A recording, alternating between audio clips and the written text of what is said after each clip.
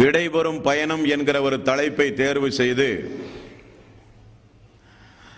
அந்த தலைப்பின் கீழ் ஒரு சில முக்கியமான விவரங்களை நாம் தொடர்ந்து அறிந்து வருகிறோம். அதில் நேற்றைய தினம் மரணத்தை நெருங்குகின்ற ஒரு மனிதர் செய்ய வேண்டிய, கடைபிடிக்க வேண்டிய மிக முக்கியமான நெறிமுறைகள், ஒழுங்குமுறைகள் என்ன என்பதை நேற்றைய தினம் தொடர்ந்து நாம் பார்த்து வந்தோம். அதைத் தொடர்ந்து இன்றைய தினமும் சக்கராத்துடைய நேரத்தில் இருக்கிற ஒரு மனிதர், மரண தருவாயை நெருங்குகிற ஒரு மனிதர் எப்படிப்பட்ட நடைமுறைகளை மேற்கொள்ள வேண்டும் என்பதை நபிகள் நாயகம் ஸல்லல்லாஹு அலைஹி வஸல்லம் அவர்களுடைய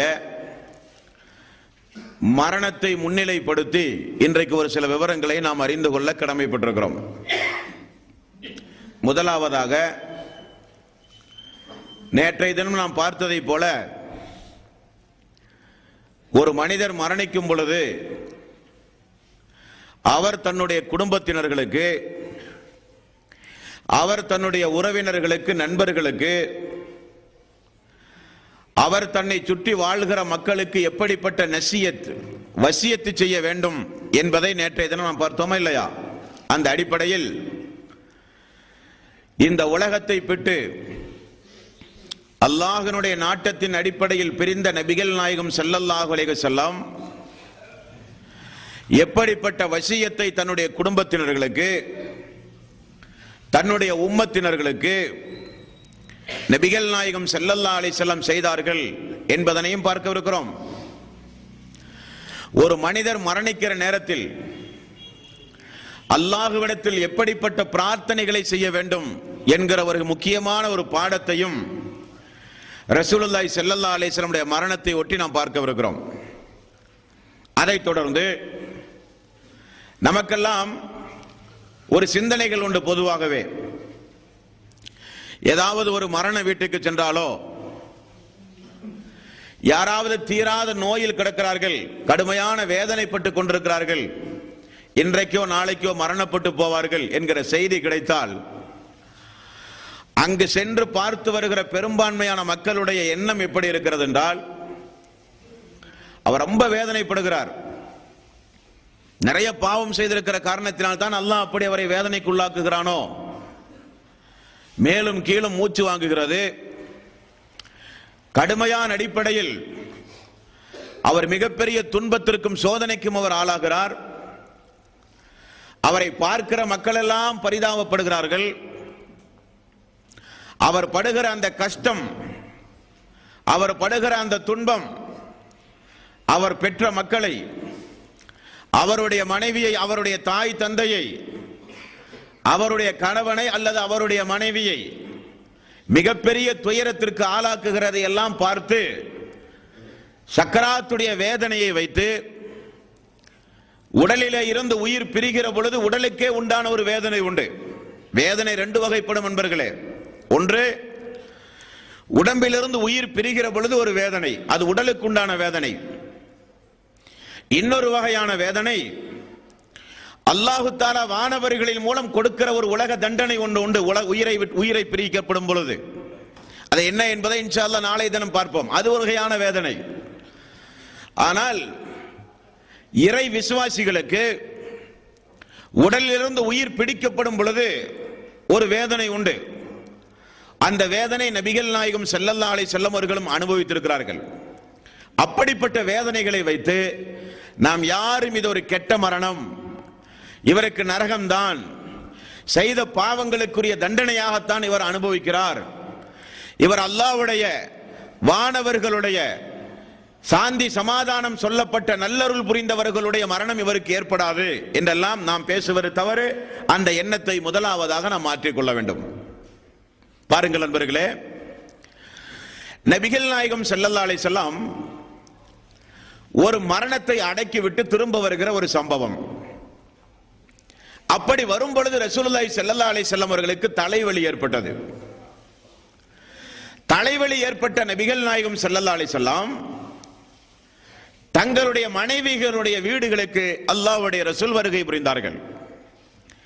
வருகை புரிந்த ரசூலுல்லாஹி ஸல்லல்லாஹு அலைஹி வஸல்லம் அவர்களுக்கு கொஞ்ச நேரத்திலேயே அந்த தலைவலி அதிகமானது. தலைவலி அல்லாஹ்வுடைய ரசூலுக்கு அதிகமான அந்த நிலைப்பாட்டை பார்த்தவுடனே எல்லா மனைவிமார்களும் அல்லாஹ்வுடைய ரசூல் எந்த வீட்டில் தங்கி இருக்கிறார்களோ அந்த வீட்டில் எல்லோரும் ஒன்று கூட ஆரம்பித்தார்கள்.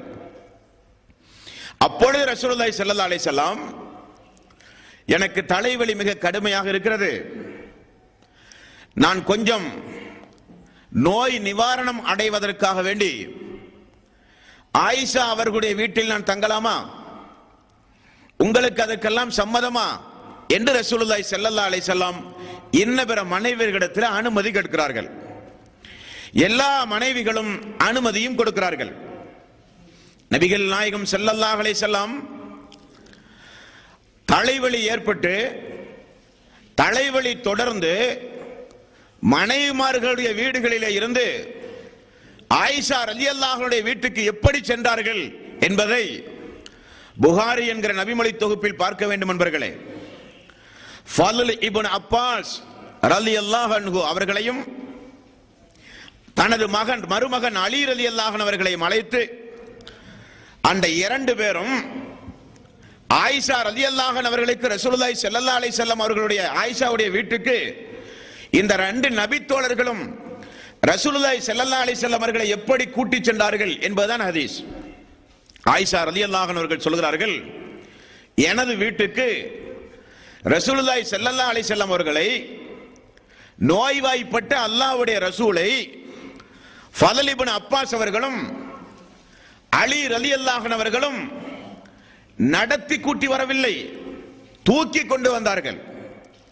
நபிகள் நாயகம் ஸல்லல்லாஹு அலைஹி வஸல்லம் கால் பூமியிலே நிற்க கூட வைக்க முடியாத அளவுக்கு நோய் இருந்தது. பூமியில் கால்கள் இழுத்து செல்லப்பட ரசூலுல்லாஹி ஸல்லல்லாஹு அலைஹி வஸல்லம் அவர்களை எனது வீட்டுக்கு கொண்டு வந்து சேர்த்தார்கள் என்று நபி தோழர்கள். இந்த நிலையில் அல்லாஹ்வுடைய ரசூல் சொன்னார்கள், என்னுடைய தலையிலே தண்ணீரை எடுத்து ஊற்றுங்கள், எனக்கு தலைவலி அதிகமாக இருக்கிறது என்றார்கள். உடனே மனைவிமார்கள் எல்லாம் அவர் அமர்ந்து குளிக்கின்ற ஒரு மண் குவளை கொண்டு வரப்பட்டது. அது ரசூலுல்லாஹி ஸல்லல்லாஹு அலைஹி வஸல்லம் அமர்ந்தார். தலையிலே தோல் பையிலால் ஆன தண்ணீரை கொண்டு வந்து தலையிலே கொண்டு வந்து ஊற்றினார்கள். சிறிது ரசூலுல்லாஹி ஸல்லல்லாஹு அலைஹி வஸல்லம் சமாதானம் அடைந்தார்கள். ஏன் இந்த சம்பவத்தை இந்த தலைப்பில் உங்களுக்கு நான் ஞாபகப்படுத்துகிறேன் என்றால், நோய்வாய்ப்பட்டு ஒரு மனிதர் மரணிப்பது, சக்கராத்துடைய வேதனையை அனுபவித்து ஒரு மனிதர் மரணிப்பது, அது தீய மரணம் அல்ல, அது ஒரு துர்மரணம் அல்ல, அது ஒரு கெட்ட மரணம் அல்ல என்பதை நாம் புரிந்து கொள்வதற்கு இந்த சம்பவத்தை நான் சொல்லுகிறேன். இப்படி ரசூலுல்லாஹி ஸல்லல்லாஹு அலைஹி வஸல்லம் ஆயிஷா ரலியல்லாஹு அன்ஹா வீட்டில் இருக்கிற நேரத்தில் தொழுகையுடைய நேரம் வந்துவிட்டது. நேற்றைய முன்தினம் நாம் பார்த்தோமா இல்லையா? நோயாளிகளில் பெரும்பாலானவர்கள் தொழமாட்டார்கள். அந்த நோயாளிக்கு பணிவிடை செய்கிறவர்களும் தொழமாட்டார்கள். ஆனால் அதிகம் தொழ வேண்டிய நேரம், அதிகம் திக்ருகள் தௌபாக்கள் செய்ய வேண்டிய நேரம், அதிகம் பிரார்த்தனை செய்ய வேண்டிய நேரம் நமக்கு நோய் ஏற்படும் பொழுதுதான். ரசூலுல்லாஹி ஸல்லல்லாஹு அலைஹி வஸல்லம் அவரால் நடக்க முடியாது என்பது ஊர்ஜிதமாகிவிட்டது. தொழுகையுடைய நேரம் வந்துவிட்டது. மக்கள் எல்லாம் ரசூலுல்லாஹி ஸல்லல்லாஹு அலைஹி வஸல்லம் அவர்களை எதிர்பார்த்து தொழாமல் அமர்ந்து கொண்டிருக்கிறார்கள். தோழர்கள் யாருக்கும் அல்லாஹ்வுடைய ரசூல் இந்த நிலைமைக்கு ஆளாக்கப்பட்டார் என்று தெரியாது. நபிகள் நாயகம் ஸல்லல்லாஹு அலைஹி வஸல்லம் எனக்கு ஒது செய்ய தண்ணீர் எடுத்து வையுங்கள் என்று சொல்கிறார். கொஞ்சம் ஞாபகம் வந்தவுடன் ஒது செய்ய தண்ணீர் எடுத்து வைக்கப்பட்டது. எழுந்து ஒது செய்ய முற்படும் பொழுது மயக்கம் போட்டு கீழே விழுந்து விடுகிறார்கள் ரசூலுல்லாஹி ஸல்லல்லாஹு அலைஹி வஸல்லம். அப்பொழுதுதான் அவருக்கு தெரிகிறது, நம்மால் இனி நடக்க முடியாது, நம்மால் இனி நிற்க முடியாது என்று ரசூலுல்லாஹி ஸல்லல்லாஹு அலைஹி வஸல்லம் உணர்கிறார். கொஞ்ச நேரம் பொறுத்து மீண்டும் கண் விழித்து பார்த்தவுடன் முதலில் ரசூலுல்லாஹி ஸல்லல்லாஹு அலைஹி வஸல்லம் கேட்கிற கேள்வி என்ன தெரியுமா? மக்கள் எல்லாம் தொழுது விட்டார்களா? இல்லை யா ரசூலல்லாஹ், எனக்கு ஒது செய்ய தண்ணீர் வையுங்கள். மீண்டும் இரண்டாவது முறை எழுகிறார். இரண்டாவது முறையும் மயக்கமுற்று கீழே விழுகிறார். 3 முறை இப்படி. 3வது முறை ரசூலுல்லாஹி ஸல்லல்லாஹு அலைஹி வஸல்லம் தீர்க்கமாக முடிவு செய்து விட்டார், இனி மக்களுக்கு நாம் சென்று தலைமை ஏற்று எந்த காரியத்தையும் செய்ய முடியாது. உடனே ரசூலுல்லாஹி ஸல்லல்லாஹு அலைஹி வஸல்லம் மனைவி ஆயிஷா அவர்களை அழைத்து, உம்முடைய தந்தை அபூபக்கர் அவர்களை மக்களுக்கு இமாமத்தாக தொழ வைக்க சொல்லுங்கள் என்று முதல் உத்தரவு ரசூலுல்லாஹி ஸல்லல்லாஹு அலைஹி வஸல்லம் பிறப்பிக்கிறார்கள். நீண்ட ஒரு சர்ச்சைக்கு பிறகு அபூபக்கர் அவர்களுக்கு இந்த செய்தி எட்ட, அபூபக்கர் அவர்கள் தொழ, ரசூலுல்லாஹி ஸல்லல்லாஹு அலைஹி வஸல்லம் வீட்டினுடைய அந்த திரைச்சீலையை அகற்றி பார்க்கிறார்கள். ஜமாத் நடந்து கொண்டிருக்கிறது. அவரோ எழுந்து நிற்க முடியாத நிலைமை, எழுந்து நின்றால் கூட மயக்கமுற்று கீழே விழுந்து விடுகிற நிலைமை. மக்கள் ஜமாத்தோடு தொழுவதை பார்த்த ரசூலுல்லாஹி ஸல்லல்லாஹு அலைஹி வஸல்லம் அதே அலி ரலியல்லாஹு அன்ஹு அவர்களையும் ஃபத்ல் இப்னு அப்பாஸ் அவர்களையும் அழைத்து, என்னை பள்ளிக்கு தூக்கி செல்லுங்கள் என்றார்கள். கவனிக்க வேண்டும் நீங்கள், அல்லாஹ்வுடைய ரசூலை அந்த 2 தோழர்களும் தூக்கி சென்ற சம்பவத்தை ஆயிஷா அவர்கள் அறிவிக்கிறார்கள். ரசூலுல்லாஹி ஸல்லல்லாஹு அலைஹி வஸல்லம் காலுடைய பெருவிரல் இருக்கிறது, அந்த பெருவிரல் தரையில் உரைசிக்கொண்டே சென்றதை கால் கூட வைக்க முடியவில்லை. அப்படிப்பட்ட நேரத்தில் நபிகள் நாயகம் ஸல்லல்லாஹு அலைஹி வஸல்லம் ஜமாத் நடப்பதை கண்டு தொழுகையில் பங்கெடுக்க வேண்டும், அந்த ஜமாத்தை விடக்கூடாது என்பது எவ்வளவு கண்ணும் கருத்துமாக ரசூலுல்லாஹி ஸல்லல்லாஹு அலைஹி வஸல்லம் இருந்திருக்கிறார்கள் என்பது நமக்கு மிக முக்கியமான ஒரு பாடம். அடுத்தது பாருங்கள், இப்னு மஸ்ஊத் ரலியல்லாஹு அன்ஹு, அல்லாஹ்வுடைய ரசூல் வீட்டிலே படுத்துக் கொண்டிருக்கிறார் நோய்வாய்ப்பட்டு. இப்னு மஸ்ஊத் ரலியல்லாஹு அன்ஹு அல்லாஹ்வுடைய ரசூலுடைய மேனியிலே போய் கை வைத்து, யா ரசூலல்லாஹ், அல்லாஹ்வுடைய ரசூலே, உங்களுக்கு என்ன இவ்வளவு காய்ச்சல் அடிக்கிறது, கடுமையான நோய் ஏற்பட்டிருக்கிறது யா ரசூலல்லாஹ் என்று சொன்னார்கள். ரசூலுல்லாஹி ஸல்லல்லாஹு அலைஹி வஸல்லம், ஆமாம், உங்களில் 2 பேர் அனுபவிக்கக்கூடிய வேதனையை நான் அடைகிறேன் என்றார்கள்.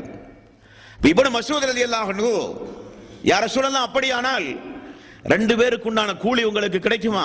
ஆமாம். இப்னு மஸ்ஊதை தெரிந்து கொள்ளுங்கள். எப்பொழுது இதை சொல்லுகிறார்? நோய்வாய்ப்பட்டு அந்த நோயின் மூலம் மரணிக்கக்கூடிய நிலைமை யாருக்குமே தெரியாது, இது ஒரு சாதாரண ஒரு நோய் என்று எல்லோரும் எண்ணிக்கொண்டிருந்தார்கள். இப்னு மஸ்ஊதே, ஒரு இறை விசுவாசிக்கு அல்லாஹ் தஆலா ஏதாவது ஒரு நோயை கொடுத்தால் அவனுடைய பாவத்தை அல்லாஹ் எப்படி மன்னிக்கிறான் தெரியுமா? மரத்திலிருந்து, காய்ந்த மரத்திலிருந்து இலைகள் உதிர்வதை போல அவருடைய பாவம் மன்னிக்கப்படுகிறது என்கிற ஒரு நபிமொழி, ஒரு உபதேசத்தை ரசூலுல்லாஹி ஸல்லல்லாஹு அலைஹி வஸல்லம் அவர்கள் செய்கிறார்கள். இது இந்த நிலைமை. இப்படிப்பட்ட நிலைமை நாளுக்கு நாள் அதிகமாகிறது. ஃபாத்திமா ரலியல்லாஹு அன்ஹா அவர்கள் ஒரு நாள் வருகிறார்கள். ஃபாத்திமா ரலியல்லாஹு அன்ஹா அவர்கள் வந்து நபிகள் நாயகம் ஸல்லல்லாஹு அலைஹி வஸல்லம் நிலைமையை பார்த்து அந்த வேதனையை மறக்கடிப்பதற்காக வேண்டி குடும்ப விவகாரங்களை பேசுகிறார்கள். ஃபாத்திமா அவர்கள் ரசூலுல்லாஹி ஸல்லல்லாஹு அலைஹி வஸல்லம் வேதனை தாங்காமல் படுத்துக் கொண்டிருக்கிறார்கள். ஃபாத்திமா அவர்களை பார்த்து சகிக்க முடியாமல், அல்லாஹ்வுடைய ரசூலே, உங்களுக்கு ஏற்பட்ட இந்த வேதனை எனக்கு வரக்கூடாதா? இது என்ன வேதனை என்றார்கள். ரசூலுல்லாஹி ஸல்லல்லாஹு அலைஹி வஸல்லம் சொன்ன பதில் என்ன தெரியுமா? மகளே, இதற்கு பிறகு இனி உன்னுடைய தந்தைக்கு வேதனை இல்லை என்றார்கள். அன்று ரசூலுல்லாஹி ஸல்லல்லாஹு அலைஹி வஸல்லம் மரணித்து போனார்கள். இந்த சம்பவங்கள் எல்லாம் எதை நமக்கு உணர்த்துகிறது? அல்லாஹ்வுடைய ரசூல் கடைசி தூதர், இனி அவருக்கு பிறகு நபி கிடையாது. அப்படிப்பட்ட ரசூலுல்லாஹி ஸல்லல்லாஹு அலைஹி வஸல்லம் நோய்வாய்ப்பட்டு சக்கராத்துடைய வேதனைகளை எல்லாம் அனுபவித்து இந்த உலகத்தை விட்டும் அல்லாஹ்வுடைய ரசூல் பிரிந்திருக்கிறார்கள். நண்பர்களே, இமாம்கள் சொல்கிறார்கள், ஃபத்ஹுல் பாரி, புகாரிக்கு விளக்க உரையாக இருக்கிற ஃபத்ஹுல் பாரி என்கிற கிதாபில் சொல்லப்படுகிறது, ரசூலுல்லாஹி ஸல்லல்லாஹு அலைஹி வஸல்லம் 13 நாட்கள் நோய்வாய்ப்பட்டு கிடந்தார்களாம். 13 நாளும் அல்லாஹ்வுடைய ரசூல் நோய்வாய்ப்பட்டு கிடந்திருக்கிறார்கள். சஹாபாக்கள் தூக்கி வருவது, பள்ளிக்கு கொண்டு வந்து விடுவது, கைத்தாங்கலாக நடந்தல்ல, தூக்கி கொண்டு ரசூலுல்லாஹி ஸல்லல்லாஹு அலைஹி வஸல்லம் அவர்களை பள்ளிக்கு கொண்டு வந்தார்கள் என்ற ஹதீஸுகளிலே பார்க்கிறோம். அன்பர்களே, அலி ரலியல்லாஹு அன்ஹு அவர்கள் வருவார், அப்பாஸ் சிறிய தந்தை, அவர் வந்து ஒரு நாள் ரசூலுல்லாஹி ஸல்லல்லாஹு அலைஹி வஸல்லம் அவர்களை பார்க்கிறார்கள். பெரிய தந்தையினுடைய மகனை, அண்ணன் மகனை அப்பாஸ் அவர்கள் பார்க்கிறார்கள். பார்த்துவிட்டு திரும்ப போய் அலி ரலியல்லாஹு அன்ஹு ஒரு ரகசியமாக சொல்கிறார், நான் எனது குடும்பத்தில் நிறைய பேர்களுடைய மரண நேரத்தை நான் அறிந்தவன். நான் முஹம்மது நபி ஸல்லல்லாஹு அலைஹி வஸல்லம் அவர்களை பார்த்துவிட்டு வருகிறேன். அதிகபட்சம் ஒரு 3 நாள் 4 நாள் தான் அவர் உலகத்தில் இருப்பார் என்று எனக்கு தோன்றுகிறது என்று சொன்னார்கள். அந்த அளவுக்கு அப்பாஸ் அவர்கள், அலி ரலியல்லாஹு அன்ஹு அவர்கள், ஃபலல் இப்னு அப்பாஸ் ரலியல்லாஹு அன்ஹு அவர்கள், குறிப்பாக அபூபக்கர் சித்திக் ரலியல்லாஹு அன்ஹு இப்படி நோய்வாய்ப்பட்டு கிடக்கும் பொழுது அல்லாஹ்வுடைய ரசூல் ஒரு நாள் ஜுமாவுடைய மிம்பரில் நின்று கொண்டு மக்களுக்கு ஒரு அறிவிப்பு செய்து விட்டார்கள். அபூபக்கரை தவிர யாரும் இனி எனது வீட்டுக்கு வரக்கூடாது. நலன் விசாரிக்கவோ பேசவோ எதற்கும் அபூபக்கர் அவர்களை தவிர யாரும் எனது வீட்டுக்கு வரக்கூடாது என்று சொன்னார்கள். அது ஒரு சம்பவம் கூட. மக்கள் எல்லாம் குழுமி இருக்கிற உமர் அவர்கள், இப்னு அப்பாஸ் அவர்கள், இப்னு மசூத் அவர்கள் போன்ற பிரசித்தி பெற்ற தோழர்கள் எல்லாம் இருக்கிற சபை. அந்த சபையில் நபிகள் நாயகம் ஸல்லல்லாஹு அலைஹி வஸல்லம் ஒரு உரை நிகழ்த்துகிறார்கள். நண்பர்களே, பொதுவாகவே நமக்கெல்லாம் ஒரு மௌத்து வருது என்று சொன்னா எந்த முன்னறிவிப்பும் இல்லை, உடனே மலக்குமார்கள் வருவார்கள், அல்லாஹ்வுடைய கட்டளைப்படி நம்மளை மரணிக்க செய்து விடுவார்கள். நபிமார்களை பொறுத்தவரையில் அப்படி அல்ல. அவர்களுக்கு அது உணர்த்தப்படும் முன்கூட்டியே, உங்களுக்கு மிக விரைவில் மரணம் வரப்போகிறது என்று உணர்த்தப்படும். அந்த அடிப்படையில் ரசூலுல்லாஹி ஸல்லல்லாஹு அலைஹி வஸல்லம் அவர்களுக்கு உணர்த்தப்பட்டு விட்டது. எப்படி? ஃபாத்திமா ரலியல்லாஹு அன்ஹா அவர்கள் தந்தை உடல்நலம் சரியில்லாமல் கஷ்டப்படுகிறார் என தெரிந்து வந்த பொழுது ரசூலுல்லாஹி ஸல்லல்லாஹு அலைஹி வஸல்லம் சொன்ன சம்பவத்தை பாருங்கள். எல்லோரும் இருக்கிற நேரத்தில் ஃபாத்திமாவை மட்டும் அழைத்து ரகசியம் பேசுகிற ஒரு சம்பவம். பேசியவுடன் ஃபாத்திமா ரலியல்லாஹு அன்ஹா அவர்கள் அழுக ஆரம்பித்தார்கள். என்ன ரகசியம்? மகளே, இந்த வருடம் ரமலானுடைய மாதத்தில் பள்ளியில் நான் இருக்கும் பொழுது, ஏத்திகாஃபில் இருக்கும் பொழுது ஒரு சம்பவம் நடந்தது. பொதுவாக ஒவ்வொரு வருடமும் ஜிப்ரீல் வந்து அதுவரை இறக்கப்பட்ட திருக்குர்ஆனுடைய வசனங்களை எல்லாம் அவர் ஓதுவார். நான் செவிதாழ்த்தி கேட்டு திரும்ப நானும் ஓதுவது வழக்கம். ஒவ்வொரு வருடமும் இது நடக்கும். ஆனால் இந்த வருட ரமலானுடைய மாதம் மட்டும் கொஞ்சம் வித்தியாசமான நடைமுறை. ஃபாத்திமாவே, என்ன நடைமுறை என்றால், ஒரு முறை ஓதி முடித்த பிறகு இரண்டாவது முறையும் ஜிப்ரீல் ஓதி 2 முறை திருக்குர்ஆனை சரிபார்த்தார். ஆகவே என்னுடைய ஆயுள் காலம் முடிவடைந்து விட போகிறது என்பதை நான் புரிந்து கொண்டேன் என்று சொன்னவுடன் ஃபாத்திமா அவர்கள் அழுக ஆரம்பித்தார்கள். அப்ப அல்லாஹு தஆலா தூதர்களுக்கு வஹி மூலம் உலகத்தை விட்டு பிரிய போகிறீர்கள் என்பதை அல்லாஹு தஆலா அறிவித்து விடுவான். அல்லாஹு தஆலா கேட்பான், உலகத்தில் உங்களை தூதர்களாக அனுப்பினேன், உங்களுக்கு உலகத்தில் இருக்கிற எல்லா செல்வங்களும் வளங்களும் வேண்டுமா, அல்லது மறுமையில் இறை விசுவாசிகளுக்கு அல்லாஹு தஆலா வாக்களித்திருக்கிற சொர்க்கத்தின் உயர் அந்தஸ்து வேண்டுமா என்கிற சாய்ஸை, ஒரு அனுமதியை தூதர்களிடத்தில் அல்லாஹ் கேட்பான். தூதர்கள் தேர்வு செய்வார்கள் மறுமையை. அதே அடிப்படையில் நபிகள் நாயகம் ஸல்லல்லாஹு அலைஹி வஸல்லம் உரை நிகழ்த்துகிறார்கள். தோழர்களே, அல்லாஹ் ஒரு அடியான் இடத்தில், அடியான் என்பதை அல்லாஹ்வுடைய ரசூல் தன்னை சொல்கிறார்கள், ஒரு அடியான் இடத்தில் அல்லாஹு தஆலா உலகத்து செல்வங்கள் வேண்டுமா மறுமை வேண்டுமா என்றான். அந்த அடியார் மறுமையை தேர்வு செய்து கொண்டார் என்று ரசூலுல்லாஹி ஸல்லல்லாஹு அலைஹி வஸல்லம் பயான் செய்த உடனே அபூபக்கர் அவர்கள் அழுக ஆரம்பித்தார்கள். யா ரசூலல்லாஹ், எங்களுடைய சொத்து, எங்களுடைய குடும்பம், எங்களுடைய மனைவி, மக்கள் எல்லாவற்றையும் உங்களுக்கு தருகிறேன், என்னை விட்டு சென்று விடாதீர்கள் என்றார்கள். அப்ப சஹாபாக்களுக்கு ஒன்றுமே புரியவில்லை. அல்லாஹ்வுடைய ரசூல் அல்லாஹு தஆலா இம்மை வேண்டுமா மறுமை வேண்டுமா என்று கேட்டான். அல்லாஹ்வுடைய ரசூல் மறுமையை தேர்வு செய்தார். அதற்கேன் இந்த மூத்தவர் அழுகிறார், ஏன் இப்படிப்பட்ட வாசகங்களை எல்லாம் சொல்லுகிறார் என்று சஹாபாக்கள் அதிர்ந்து போனார்கள். அப்பொழுது ரசூலுல்லாஹி ஸல்லல்லாஹு அலைஹி வஸல்லம் அவர்கள் சொன்னார்கள், என்னுடைய இந்த தோழர் அபூபக்கர் யார் தெரியுமா? எல்லோரும் என்னை பொய்ப்பித்த நேரத்தில் நீங்கள் தான் இறை தூதர் என்று முதலில் உண்மைப்படுத்திய தோழர். தங்களுடைய குடும்பம், தங்களுடைய சொத்து எல்லாம் அல்லாஹ்வுடைய பாதையில் செலவு செய்த தோழர் இவர். ஆகவே இவருக்கு நன்றி செலுத்துங்கள் என்றார்கள் நபிகள் நாயகம் ஸல்லல்லாஹு அலைஹி வஸல்லம். இப்படி அல்லாஹ்வுடைய ரசூலுக்கு அனுமதி வந்து அவர் எப்பொழுது மரணிக்க போகிறார், இன்னும் கொஞ்ச நேரத்தில் மரணிக்க போகிறார் என்பது ஊர்ஜிதமாகிவிட்டது. இப்படிப்பட்ட நேரம் நபிகள் நாயகம் ஸல்லல்லாஹு அலைஹி வஸல்லம் உடைய நேரம். கொஞ்சம் யோசித்து பாருங்கள், அன்றைய கால மக்கள் அவர் மரணித்து போனால் யாரிடத்திலே அந்த மக்கள் மார்க்க உபதேசம் கேட்பார்கள்? திருக்குர்ஆன் மட்டும்தான் உண்டு. தினசரி தங்களுடைய சந்தேகங்களை கேட்டு குடும்ப பிரச்சனைகளை சொல்லி ஆறுதல் அடைந்து கொண்டிருந்த அந்த மக்கள், இன்னும் அன்சாரி தோழர்கள் அளவுக்கு அதிகமாக நேசம் வைத்திருந்த ஒரு இறை தூதர் வீட்டுக்குள்ளே கிடக்கிறார். எந்த பேச்சும் இல்லை, மூச்சும் இல்லை. யாரும் வரக்கூடாது என்று சொல்லிவிட்டார்கள். வீட்டில் என்ன நடக்கிறது என்றே தெரியாது. எப்பொழுது பார்த்தாலும் அன்சாரி தோழர்கள் பள்ளியிலே அழுது கொண்டே இருக்கிறார்கள், ரசூலுல்லாஹி ஸல்லல்லாஹு அலைஹி வஸல்லம் அவர்களை நினைத்துக் கொண்டு என்ற ஹதீஸிலே பார்க்கிறோம். இப்படிப்பட்ட ஒரு நேரம், தனக்கு முன்னால் ஒரு இறை தூதர் ஈசா அலைஹி ஸலாத்து வஸ்ஸலாம் வந்துவிட்டு போனதை ரசூலுல்லாஹி ஸல்லல்லாஹு அலைஹி வஸல்லம் பார்த்து, அந்த சமுதாய மக்கள் மதீனாவிலே வாழ்வதை பார்த்து, அவர்களோடு மார்க்க பிரச்சாரங்களை செய்து இந்த உலகத்தை விட்டும் ரசூலுல்லாஹி ஸல்லல்லாஹு அலைஹி வஸல்லம் பிரிய போகிறார்கள். அந்த நேரத்தில் அல்லாஹ்வுடைய ரசூல் செய்த வசியத் என்பதுதான் ரொம்ப முக்கியமான, நீங்க கவனிக்கப்பட வேண்டிய விஷயம். எவ்வளவு பெரிய நேரம்!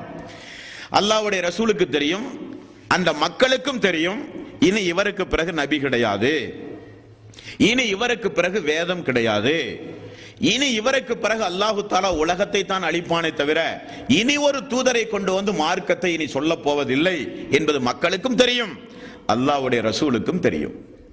இதற்கு முன்னால் இருக்கக்கூடிய ஈசா அலைஹி ஸலாத்து வஸ்ஸலாம் அவர்களை கிறிஸ்தவ மக்கள் என்ன செய்தார்கள் என்பதை ரசூலுல்லாஹி ஸல்லல்லாஹு அலைஹி வஸல்லம் பார்க்கிறார்கள். என்ன செய்தார்கள்? அல்லாஹ்வுடைய மகன் என்று வணங்கினார்கள், அவர்தான் கடவுள் என்று சொல்லியும் வணங்கினார்கள், அவருக்கு உருவச் சிலைகளை எல்லாம் ஏற்படுத்துகிறார்கள்.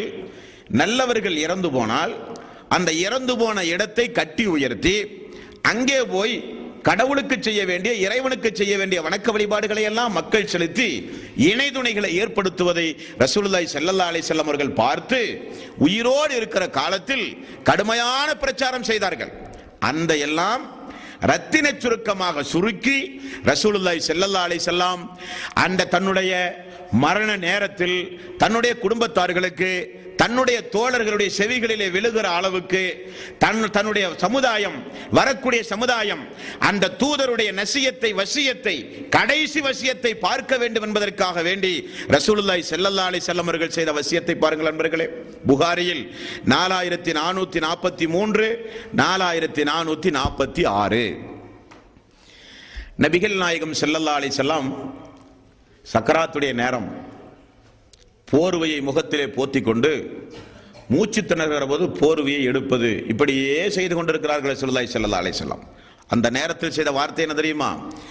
லஅனல்லாஹுல் யஹூத வன்னஸாரா இத்தஹது குபூர அன்பியாயிஹிம் மசாஜித். நீங்கள் எல்லாம் தெரிந்து கொள்ளுங்கள், யூதர்களையும் நசாராக்களையும் அல்லாஹு தஆலா சாபத்தை கொண்டு சபிப்பானாக. என்ன காரணம்?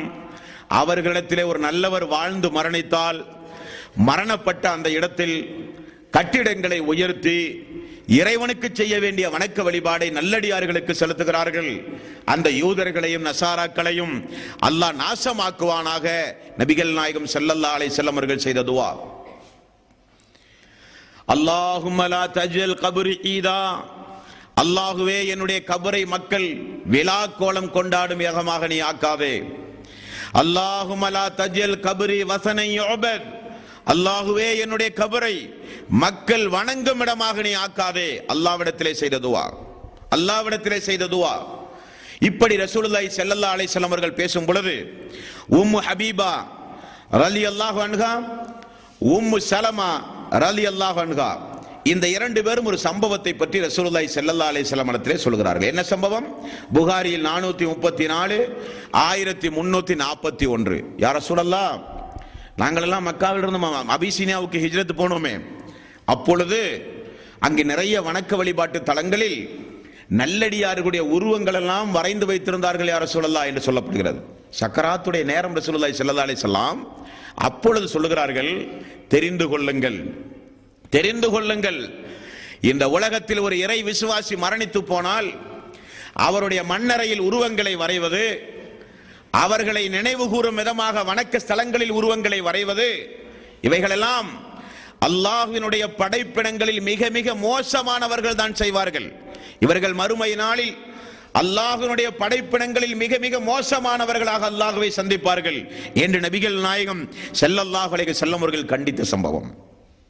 நீங்கள் தெரிந்து கொள்ளுங்கள், இறை வேதத்தை பற்றி பிடித்துக் கொள்ளுங்கள். நபிகள் நாயகம் ஸல்லல்லாஹு அலைஹி வஸல்லம் அவர்கள் செய்த உபதேசம் 2740வது நபிமொழி புகாரியில் அல்லாஹ்வுடைய வேதத்தை பற்றி பிடித்துக் கொள்ளுங்கள், நீங்களும் படியுங்கள், பிறருக்கும் சொல்லுங்கள், வேதத்தோடு தொடர்பு வையுங்கள், அந்த வேதத்தை எந்த வகையிலும் நீங்கள் கைவிட்டு விடாதீர்கள் என்றும் நபிகள் நாயகம் ஸல்லல்லாஹு அலைஹி வஸல்லம் அவர்கள் அந்த கடைசி நேரத்தில் மக்களுக்கு செய்த நசியத். அன்பர்களே, நபிகள் நாயகம் ஸல்லல்லாஹு அலைஹி வஸல்லம் மரண நேரத்தில் மன்னரை வழிபாடு குறித்து, யூத நசாராக்களுடைய கெட்ட கெட்ட செயல்பாடுகளை குறித்து, தன்னுடைய கபரை மக்கள் வணங்கிவிடக் கூடாது என்பதை குறித்து, தன்னுடைய கபரை மக்கள் கட்டி உயர்த்தி கந்தூரி நடத்திவிடக் கூடாது என்பதை குறித்து ரசூலுல்லாஹி ஸல்லல்லாஹு அலைஹி வஸல்லம் அல்லாஹ்விடத்தில் செய்த இந்த துஆவை குறித்து ஆயிஷா ரலியல்லாஹு அன்ஹா அவர்கள் சொல்கிறார்கள், நபிகள் நாயகம் ஸல்லல்லாஹு அலைஹி வஸல்லம் இப்படிப்பட்ட பிரார்த்தனையை வசியத்தை செய்யாவிட்டால் அவருடைய கபரையும் மக்கள் கட்டி உயர்த்தி இருப்பார்கள் என்று ஆயிஷா ரலியல்லாஹு அன்ஹா அவர்கள் சொல்கிற செய்தி புகாரியில் 1330வது நபிமொழியாக நீங்கள் பார்க்கலாம். அன்பர்களே, இவைகளெல்லாம் நபிகள் நாயகம் ஸல்லல்லாஹு அலைஹி வஸல்லம் அந்த நேரத்தில் செய்த உபதேசம். சக்கராத்துடைய வேதனை அல்லாஹ்வுடைய ரசூலுக்கு எந்த அளவுக்கு இருந்தது என்பதை கேளுங்கள் அன்பர்களே. நபிகள் நாயகம் ஸல்லல்லாஹு அலைஹி வஸல்லம் அவருடைய வேதனை தாங்காமல், சக்கராத்துடைய வேதனை தாங்காமல் அவருக்கு அருகில் ஒரு தோல் பையில் தண்ணீர் வைத்திருந்தார்களாம். அந்த தண்ணீர் பையில் கைகளை அடிக்கடி முக்கி முகத்திலே தடவிக்கொண்டே இருக்கிற அளவுக்கு வேதனை, திடீர் திடீரென மயக்கம் வருகிற அளவுக்கு வேதனை. யாராவது வந்து அல்லாஹ்வுடைய ரசூலே என்று அழைத்தால் பார்த்து அடையாளம் தெரியாத அளவுக்கு ரசூலுல்லாஹி ஸல்லல்லாஹு அலைஹி வஸல்லம் அவர்களுக்கு வேதனை. மகள் ஃபாத்திமா, இப்னு மஸ்ஊத் ரலியல்லாஹு அன்ஹு, அலி ரலியல்லாஹு அன்ஹு, ஆயிஷா ரலியல்லாஹு அன்ஹு எல்லோரும் பார்த்து சங்கடப்படுகிற அளவுக்கு வேதனை.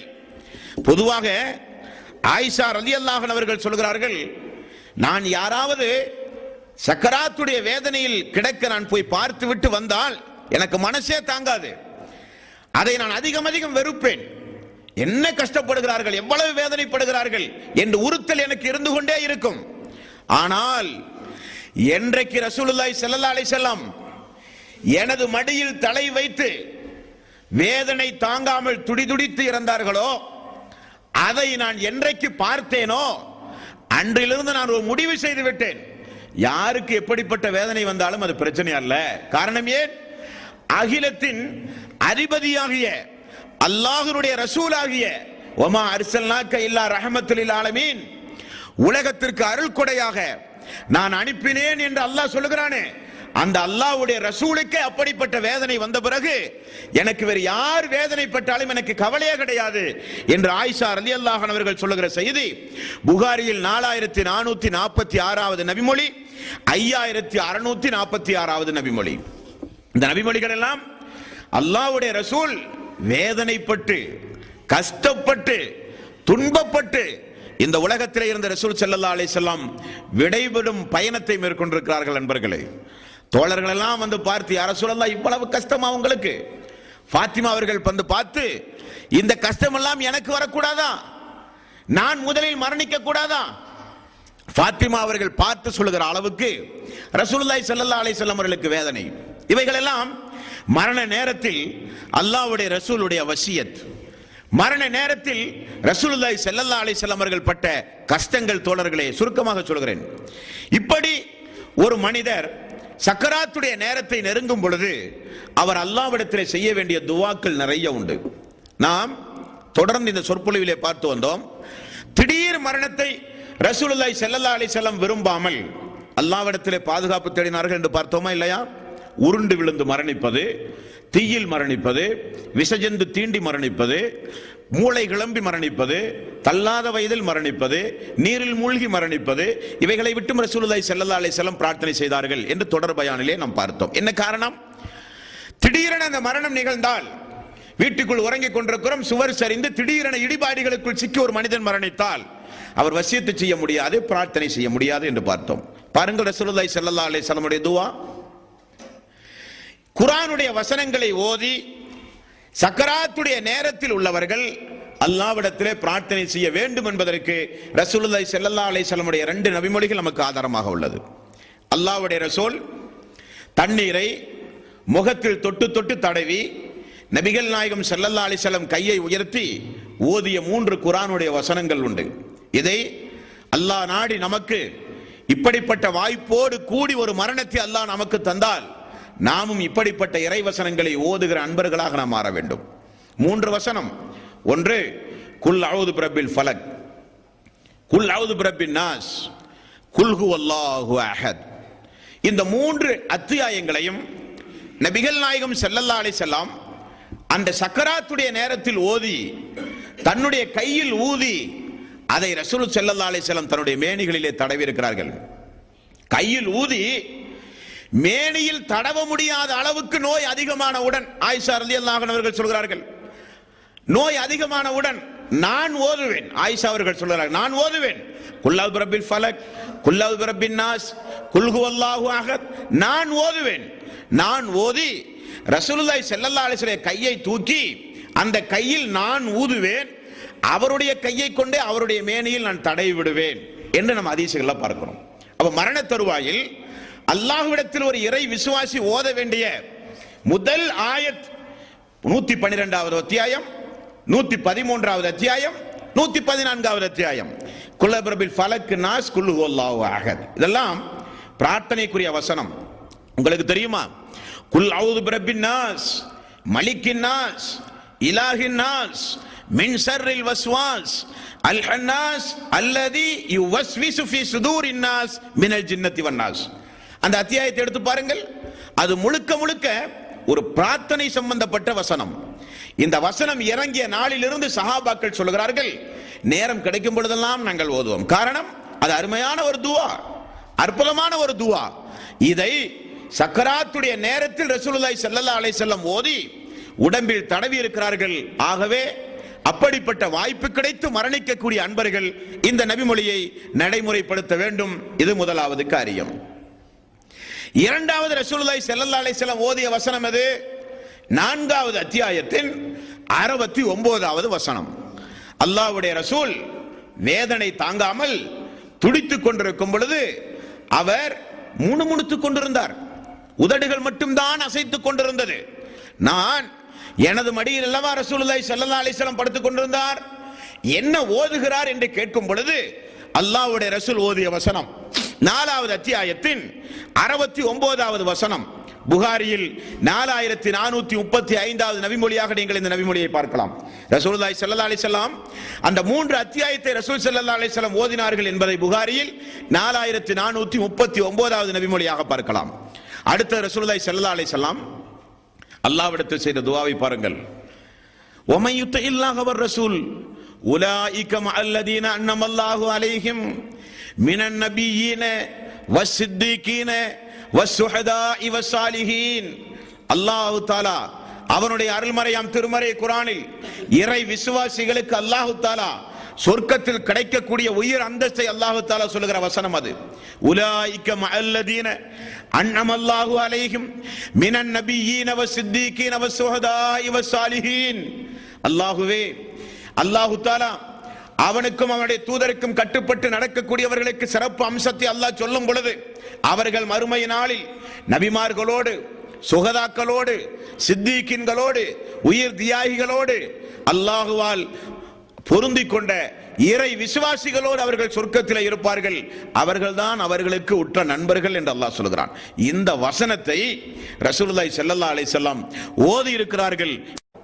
அதே போல நபிகள் நாயகம் ஸல்லல்லாஹு அலைஹி வஸல்லம் சக்கராத்துடைய அந்த நேரத்தில் ஓதிய இன்னொரு வசனம், இன்னொரு ஹதீஸ் 6507 புகாரியில் நபிகள் நாயகம் ஸல்லல்லாஹு அலைஹி வஸல்லம் அந்த மரணத்தினுடைய வேதனை தாங்காமல் அல்லாஹ்விடத்தில் செய்த துஆ என்ன துஆ? யா அல்லாஹ், மரண வேதனை அதிகமாக இருக்கிறது, மரண வேதனையிலே இருந்து என்னை நீ காப்பாயாக என்று நபிகள் நாயகம் ஸல்லல்லாஹு அலைஹி வஸல்லம் செய்திருக்கிற துஆ அந்த துஆ. அதே போல அல்லாஹ்வுடைய ரசூல் செய்த மற்றொரு துஆவை பாருங்கள். 6510 புகாரியினுடைய நபிமொழி. நபிகள் நாயகம் ஸல்லல்லாஹு அலைஹி வஸல்லம் அல்லாஹ்விடத்திலே செய்த துஆ, லா இலாஹ இல்லல்லாஹ், வணக்கத்திற்குரியவன் அல்லாஹ் ஒருவனை தவிர யாரும் இல்லை. ஏன் அல்லாஹ்வுடைய ரசூல் இதை சொன்னார்கள்? இதை சொல்வதற்கு என்ன காரணம்? நபிகள் நாயகம் ஸல்லல்லாஹு அலைஹி வஸல்லம் அவர்கள் கூறினார்கள், யாருடைய கடைசி வார்த்தை இந்த களிமாவாக இருக்கிறதோ அவர் இன்றைக்கல்ல என்றைக்காவது ஒரு நாள் அவர் சொர்க்கம் செல்வார். அவர் எப்படிப்பட்ட பாவம் செய்தாலும் சரி என்று ரசூலுல்லாஹி ஸல்லல்லாஹு அலைஹி வஸல்லம் சொன்ன செய்தி அஹ்மதில் 12104வது நபிமொழியாக நீங்கள் பார்க்கலாம். ரசூலுல்லாஹி ஸல்லல்லாஹு அலைஹி வஸல்லம் உலகத்தை விட்டு பிரியும் பொழுது அவர் செய்த துவா லா இலாஹ இல்லல்லாஹ், வணக்கத்திற்குரியவன் அல்லாஹ்வை தவிர யாரும் இல்லை, இன்னலில் மௌத்தி சக்கராத், மரணத்திற்கு வேதனை உண்டு, மரணம் என்றாலே வேதனை தான். ரசூலுல்லாஹி ஸல்லல்லாஹு அலைஹி வஸல்லம் அவர்கள் சொன்னார்கள் ஃபிர் ரஃபீக்கில் ஆலா, அல்லாஹ்வே நல்லவர்களோடு எழுப்பு, நல்லவர்களோடு எழுப்பு. ரசூலுல்லாஹி ஸல்லல்லாஹு அலைஹி வஸல்லம் மேலும் நபிகள் நாயகம் ஸல்லல்லாஹு அலைஹி வஸல்லம் அல்லாஹும்ம இன்னி ஃபலா அமராத்தில் மவுத் அவ் சக்கராத்தில் மவுத், அல்லாஹ்வே சக்கராத்துடைய வேதனையிலிருந்து, மரண வேதனையிலிருந்து உன்னிடம் நான் பாதுகாவல் தேடுகிறேன் என்றும் நபிகள் நாயகம் ஸல்லல்லாஹு அலைஹி வஸல்லம் பிரார்த்தனை செய்திருக்கிறார்கள். நண்பர்களே, இப்படி நபிகள் நாயகம் ஸல்லல்லாஹு அலைஹி வஸல்லம் பிரார்த்தனை செய்து கொண்டிருக்கிற அந்த நேரத்தில் தான் அவருக்கும் அந்த சக்கராத்துடைய நேரம் வந்தது. அல்லாஹு தஆலா நம்ம ஆரம்பத்தில் பார்த்தோம், நபியே நீங்களும் மரணிக்கக்கூடியவர், அவர்களும் மரணிக்கக்கூடியவர்கள். உங்களுக்கு முன்னால் நிறைய இறை தூதர்கள் இந்த உலகத்திலே வாழ்ந்து மரணித்திருக்கிறார்கள். அந்த அடிப்படையில் நீங்களும் மரணத்தை தழுவித்தான் ஆக வேண்டும் என்பது அல்லாஹ்வுடைய விதி. அந்த விதியின் அடிப்படையில் நபிகள் நாயகம் ஸல்லல்லாஹு அலைஹி வஸல்லம் கைகளை உயர்த்துவது, அல்லாஹ்விடத்திலே பிரார்த்தனை செய்வது, திரும்ப அந்த கையை கீழே போடுவது, இப்படியே நபிகள் நாயகம் ஸல்லல்லாஹு அலைஹி வஸல்லம் மக்களுக்கு வசியத்து செய்து, எந்த அளவுக்கு என்றால் அல்லாஹ்வுடைய ரசூல் அந்த வேதனையில் இருக்கும் பொழுது திடீரென அப்படி கையை உயர்த்துவார், அந்த கையை அப்படியே மடக்கிக் கொள்வார். கேட்டால் ரசூலுல்லாஹி ஸல்லல்லாஹு அலைஹி வஸல்லம் சொர்க்கத்து கனி இந்த நேரத்தில் என் கண் முன்னால் வந்தது, நான் எடுத்து உங்களுக்கு தந்திருந்தால் உலகம் அழிகிற வரை உண்டாலும் அது தீர்ந்திருக்காது, அப்படிப்பட்ட சொர்க்கத்து இன்பத்தை அல்லாஹு தஆலா எனக்கு காண்பித்தான் என்றார்கள் நபிகள் நாயகம் ஸல்லல்லாஹு அலைஹி வஸல்லம். ஆரம்பத்தில் நான் சொன்னதை போல கபர்களை குறித்து, கபர் வழிபாடுகளை குறித்து ரசூலுல்லாஹி ஸல்லல்லாஹு அலைஹி வஸல்லம் மிக கடுமையாக எச்சரித்துக் கொண்டிருந்த நேரம், அல்லாஹ்விடத்தில் பிரார்த்தனை செய்து கொண்டிருந்த நேரம், அப்பொழுதுதான் வானவர் மூலம் அவருடைய உயிர்கள் கைப்பற்றப்பட்ட சம்பவம். ஆயிஷா ரலியல்லாஹு அன்ஹா அவர்கள் சொன்னார்கள், ரசூலுல்லாஹி ஸல்லல்லாஹு அலைஹி வஸல்லம் கடைசியாக பயன்படுத்திய வாசகம், அதற்கு பிறகு ரசூல் ஸல்லல்லாஹு அலைஹி வஸல்லம் பேசவே கிடையாது. கடைசியாக நபிகள் நாயகம் ஸல்லல்லாஹு அலைஹி வஸல்லம் பயன்படுத்திய வாசகம் புகாரியில் 4449, அதே நபிமொழிதான், லா இலாஹ இல்லல்லாஹ் இன்னலில் மௌத்தி சக்கராத், வணக்கத்திற்குரியவன் அல்லாஹ் ஒருவனை தவிர யாரும் இல்லை, மரணத்திற்கு வேதனை உண்டு, சக்கராத்திற்கு வேதனைகள் உண்டு, கடுமையான வேதனை சக்கராத்துடைய நேரத்திலே உண்டு. அல்லாஹும்ம அஃபிர்லி, அல்லாஹுவே என்னுடைய பாவத்தை மன்னிப்பாயாக. கைகளை உயர்த்திய கை திடீரென கீழே விழுந்தது. அல்லாஹும்ம அஃபிர்லி, அல்லாஹுவே என்னுடைய பாவத்தை மன்னிப்பாயாக. யார் செய்கிற துவா? முன்பின் பாவங்கள் எல்லாம் மன்னிக்கப்பட்டவர்.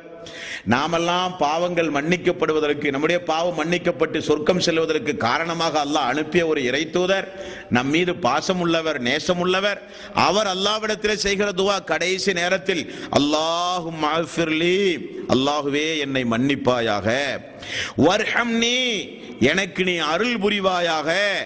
வல்ஹிக்னி பிர்ரஃபீக், சிறந்தவர்களோடு என்னை எழுப்புயா அல்லாஹ், சிறந்தவர்களோடு என்னை எழுப்புயா அல்லாஹ். அது நபிகள் நாயகம் ஸல்லல்லாஹு அலைஹி வஸல்லம் அவர்களுடைய கடைசி வாசகம். நண்பர்களே, இதுதான் ஒரு இறை விசுவாசிக்கு நேர வேண்டிய மரணம் என்பதை நாம் யாரும் மறந்துவிடக் கூடாது. அதைத்தான் அல்லாஹ் தஆலா சொல்கிறான், யா அய்யுஹல்லதீன ஆமனு தக்குல்லாஹ ஹக்க துகாத்திஹி வலா தமுத்துன்ன இல்லா வ அன்தும் முஸ்லிமூன், ஈமான் கொண்டவர்களே அல்லாஹுவை பயப்பட வேண்டியவாறு உண்மையாக பயப்படுங்கள், மரணிக்கின்ற பொழுது முஸ்லிமாக மரணியுங்கள் என்று அல்லாஹு தஆலா சொல்கிறான். நாம் மரணிக்கும் பொழுது தொழாதவர்களாக இருக்கும் பொழுது அந்த மரணம் வந்தாலோ, ரமலானுடைய மாதம் வந்தும் அந்த மாதத்தில் நோன்பு நோற்காதவர்களாக இருந்த அந்த மரணம் வந்தாலோ, அல்லது ரமலானுடைய மாதம் வந்து அந்த மாதத்தை எப்படி கண்ணியப்படுத்த வேண்டுமோ அந்த அடிப்படையில் கண்ணியப்படுத்தாமல் வெறும் சடங்கு சம்பிரதாயமாக உண்டு உறங்கி எந்த நற்கரிகளையும் செய்யாமல் இருக்கிற நேரத்தில் அந்த மரணம் வந்தாலோ, அல்லது குடிபோதையில் இருக்கும் பொழுது அந்த மரணம் வந்தாலோ, அல்லது பெரும்பாவங்களை செய்கிற நேரத்தில் அந்த மரணம் வந்தாலோ நம்முடைய நிலைமை என்ன நண்பர்களே? கொஞ்சம் யோசித்து பாருங்கள். அப்ப எந்த நேரமும் அது வரலாம். அது வந்தால் எப்படி இருக்கும் என்பதைத்தான் நாளைய தினம் இன்ஷா அல்லாஹ் நான் பார்க்க இருக்கிறோம். மரண நேரம் என்பது நீங்களும் நானும் நினைக்கக்கூடிய சாதாரண ஒன்று அல்ல. அந்த மரண நேரம் ஒரு அடியானுக்கு, அல்லாஹுவால் படைக்கப்பட்ட ஒரு அடியார்களுக்கு அது எப்படி நிகழும் என்பதை அல்லாஹு தஆலா திருக்குர்ஆனில் உலகத்திலேயே நமக்கு சொல்லித் தருகிறான். அனுபவித்து உணர வேண்டும் என்ற அவசியம் இல்லை. அல்லாஹு தஆலா அத்தியாயமாக பக்கம் பக்கமாக அதனுடைய நிலைப்பாடுகளை நமக்கு சொல்லித் தருகிறான். நண்பர்களே, திருக்குர்ஆனை படித்து பார்த்து மரண சிந்தனையோடு இந்த உலகத்தில் நாம் வாழ வேண்டும் என்பதுதான் இந்த உரையினுடைய சாராம்சம். அப்ப இன்றைய வகுப்பில், இன்றைய இந்த பயானில் நமக்கு கிடைத்த மிக முக்கியமான ஒரு பாடம், ரசூலுல்லாஹி ஸல்லல்லாஹு அலைஹி வஸல்லம் வசியத்தில் கடைசி உபதேசத்தில் அவரை மக்கள் வழிபடக்கூடாது என்பதில் மிக அதிகப்படியான கவனம் செலுத்தினார்கள். அல்லாஹ்வே, நான் மரணித்த பிறகு என்னுடைய கபரை மக்கள் வணங்கக்கூடாது, என்னுடைய கபரில் மக்கள் விழா கோலம் கொண்டாடக்கூடாது, யூதர்கள் நசாராக்களை அல்லாஹ் நாசமாக்க வேண்டும், கபர்களை கட்டி உயர்த்தி அதை போய் வழிபடுகிற மக்கள் அந்த மக்கள், எனக்கு அந்த நிலைமை உண்டாக்காதே யா அல்லாஹ். என்னுடைய மரணத்திற்கு பிறகு மக்கள் உன்னைத்தான் வணங்க வேண்டும். தொழுகையானாலும், நோன்பானாலும், ஜகாத்தானாலும், ஹஜ்ஜானாலும், நேர்ச்சையானாலும், பிரார்த்தனைகளானாலும், தௌபாவானாலும், தவாபானாலும், எதுவானாலும் யா அல்லாஹ், அறுத்து பலியிடுவதானாலும் உனக்கு மட்டும்தான் அந்த மக்கள் செய்கிற மக்களாக இருக்க வேண்டும். அப்படிப்பட்ட சமுதாயத்தை தான் நான் விட்டு விட்டு செல்கிறேன் என்பதற்கு அல்லாஹ்வை சாட்சியாக்கினார்கள் ரசூலுல்லாஹி ஸல்லல்லாஹு அலைஹி வஸல்லம். அந்த ஒரு படிப்பினை நாமும் நம்முடைய மரண நேரத்தில் இப்படிப்பட்ட வசியத்தை நம்முடைய சமுதாய மக்களுக்கு நாம் சொல்ல வேண்டும். இரண்டாவது பாடம், சக்கராத்தினுடைய வேதனை என்பது கெட்டவர்களுக்கு ஏற்படக்கூடியதல்ல. கெட்டவர்களுக்கு ஏற்படுகிற ஒரு வேதனை உண்டு, அது யாருக்குமே தெரியாது, அவருக்கு மட்டும்தான் தெரியும். அழுது புலம்புவார், என்னென்னமெல்லாமோ பேசுவார். அந்த சக்கராத்துடைய நேரத்தில் உயிர் பறிக்கப்படும் பொழுது பக்கத்தில் இருக்கிற யாருக்குமே தெரியாது, யாருக்குமே தெரியாது. அப்படிப்பட்ட ஒரு வேதனை உண்டு. அது இறை விசுவாசிகளுக்கு அல்ல, இறை மறுப்பாளர்களுக்கு, அல்லாஹுவை மறந்த மக்களுக்கு, அல்லாஹ்வுடைய கோபத்தோடு விளையாடிய மக்களுக்கு அல்லாஹு தஆலா இறை வசனத்தின் மூலம் எவ்வளவு முறை நல்லடியார்களின் மூலம் நினைவூட்டப்பட்ட பிறகும் தன்னுடைய வாழ்வை திருத்திக் கொள்ளாமல் கிடைக்கிற அவகாசத்தை எல்லாம் தொடர்ந்து பாவம் செய்வதற்காக வேண்டியே பயன்படுத்தி அல்லாஹுவால் படைக்கப்பட்ட இந்த பூமியில், அல்லாஹுவால் படைத்த இந்த பூமியில் அவனுடைய எல்லா அருள்கொடைகளையும் அனுபவித்துக் கொண்டு அவனுக்கு நன்றி செலுத்தாமல் அவனுக்கு துரோகம் செய்து அவனுடைய கோபத்தை சம்பாதித்த மக்களுக்கு தனி வேதனை ஒன்று உண்டு. அது இயற்கையாகவே எல்லோருக்கும் சக்கராத்துடைய நேரத்தில் கொடுக்கப்படுகிற வேதனை போல் அல்ல, அது கொஞ்சம் விசேஷமான வேதனை, பிரத்யேகமான வேதனை. அப்படிப்பட்ட வேதனை என்ன என்பதை இன்ஷா அல்லாஹ் நாளைய தினம் நாம் பார்க்க இருக்கிறோம். சக்கராத்துடைய